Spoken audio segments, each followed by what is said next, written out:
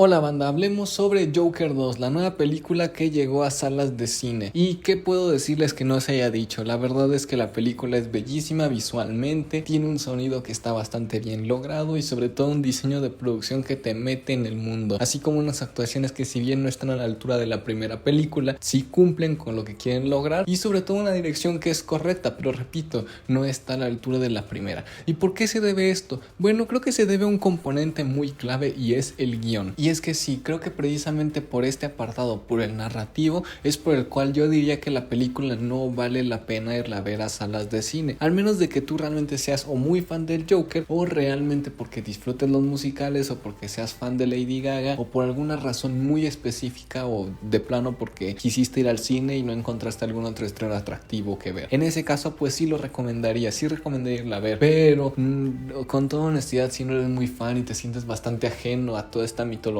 no solo de DC, sino específicamente del Joker, pues sí, creo que no vale la pena y te puedes esperar a verla cuando ya esté en streaming. ¡Ey! Interrumpo este momento del video para recordarte que si te gusta el contenido no olvides darle like, suscribirte, comentar y compartir para más. Ahora sí, dicho lo anterior, sigo con el video. Pero repito, ¿por qué falló el guión? Bueno, principalmente yo noto que no hay un propósito, el personaje de Arthur Fleck no tiene un propósito, alguna meta en específica a la cual quiera llegar, por lo cual pues sí, todo se siente muy anticlimático y las decisiones que toma el personaje pues no se sienten que van a ningún lado. Y ahora, ya que hablé de las decisiones, creo que esto es algo muy importante porque no solo se debe a que el personaje no tiene un rumbo claro, sino que su personalidad, no sé, yo la sentí muy diferente, hacía cosas que en la primera película no habría hecho y no se siente una progresión coherente, de hecho se siente como una involución, pues no es involuntaria o porque si de verdad querían volver al Joker del inicio, al Arthur Fleck patético que se dejaba pisotear por todos, y no se siente esa evolución del príncipe payaso del crimen, que si bien no lo habían dejado en la primera película, creo que sí dejaron a un personaje con unas bases ya muy claras, filosóficas y sobre todo psicológicamente hablando, lo cual deriva que el personaje no tenga un arco, no tenga un crecimiento, un cambio, no tenga algo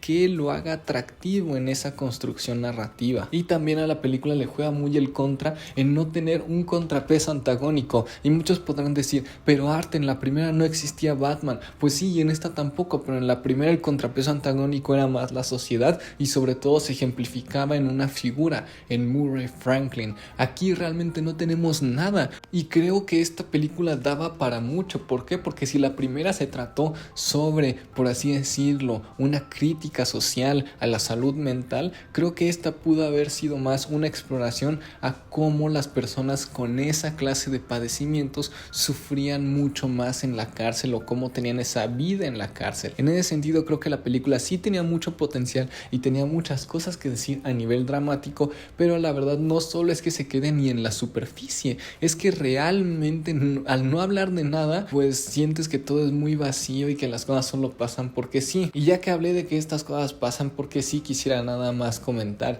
para terminar esta parte de construcción dramática con que Arthur Fleck se siente como un protagonista en una película donde él debería de ser el protagonista, él debería de ser quien estuviera impulsando las cosas que estuvieran pasando o como mínimo una gran cantidad de cosas que estén pasando en la historia. Aquí realmente pues todo lo que pasa es porque otros personajes lo llevan de un lugar a otro y se siente más un personaje pasivo, cosa que no pasaba en la primera, que dentro de todo sí se sentía un personaje proactivo y que sí lo movían ciertos motivos y decisiones personales. Aquí realmente, repito, no hay algo a lo cual uno como espectador pueda aferrarse y seguir apoyando a Arthur. De hecho, en esta película no sé si te da pena ajena o si realmente te da igual. Y ya que hablé de personajes y construcción y todo esto, quisiera ahora hablar un poco sobre la estructura, que siento que es otro punto del guión que falla en la película. Y es que sí, creo que realmente solo hay 3 puntos claros en la película que tú notas, ok, sí,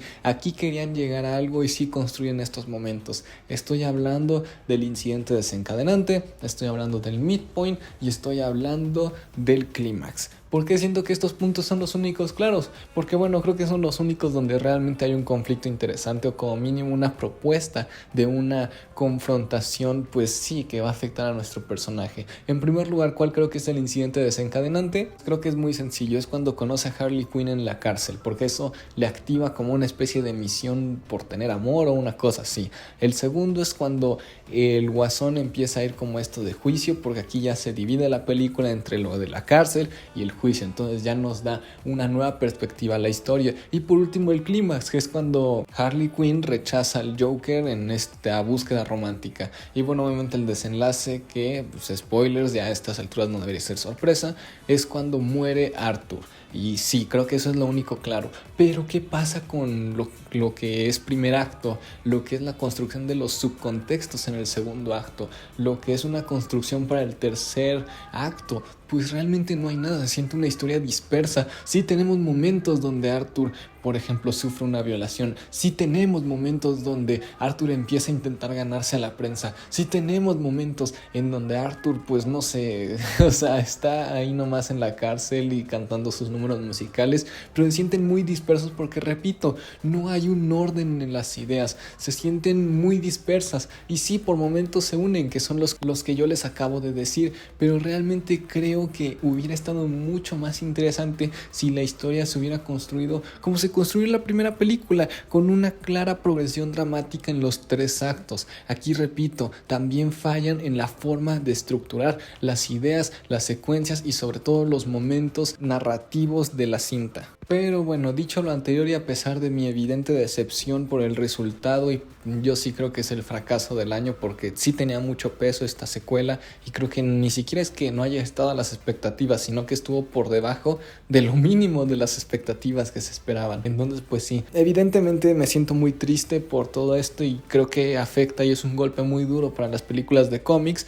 Pero bueno, la verdad es que algo que sí tengo que reconocer es el arriesgue. ¿Por qué? Porque realmente creo que Todd Phillips sí se la jugó en hacer un musical. Que no le haya quedado, eso es otra cosa. Pero creo que también, así como le estamos tirando, pues con justa razón, bastantes argumentos negativos, sobre todo críticas constructivas de qué nos pareció a las personas, a los fans que vimos esta película, creo que también tenemos que aplaudir ese mismo arriesgue. Y realmente la película no es del todo mala, sí es muy mala comparada con la primera, pero tampoco es que sea la peor película como muchos la están catalogando. Y creo que como fans deberíamos quedarnos con eso, deberíamos quedarnos con un creador que realmente se arriesgó, que realmente intentó hacer algo. Y repito, no estoy defendiendo ni escudando, simplemente también estoy viendo la otra cara de la moneda. Como mínimo estoy tratando de verle algo positivo porque creo que también existió esa otra arista en esta película. Pero bueno, déjenme saber lo que opinan. ¿Qué les pareció? ¿Les gustó o no les gustó? ¿La recomiendan o no? ¿La verían o la dejarían pasar? Déjenmelo saber en los comentarios que yo los estaré leyendo. Así que bueno, yo me despido, no sin antes recordarles que no dejen de ver